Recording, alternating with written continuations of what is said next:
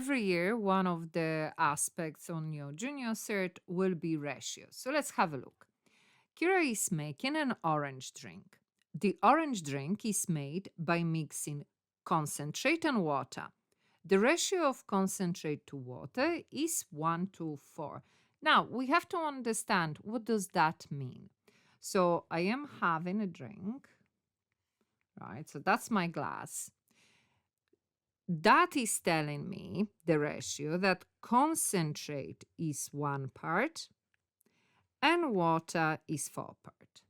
So more or less 1 part, that will be concentrate, and here I have 4 parts and that will be water. So water and concentrate. Okay, now it doesn't matter what is the quantity of the drink itself. Every drink, doesn't matter the quantity, is going to be divided into how many? 5 equal parts. And of that 5 equal parts, 1 part will go to concentrate and 4 parts to water. Okay, Kira makes 15 liters of an orange drink. Gosh, that's quite a lot of, isn't it? 15 liters. So what do we need to do with that? Work out how many liters of concentrate Kira used to make the drink. So all of the drink is divided into what? 5 equal parts. So 15 liters of drink will be divided to 5 equal parts.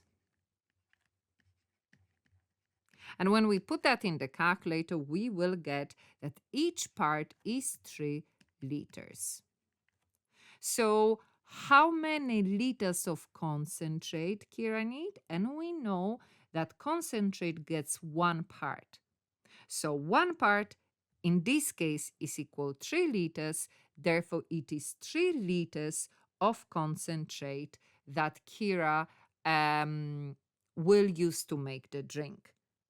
Like I'm saying, that idea almost always on your Junior Cert.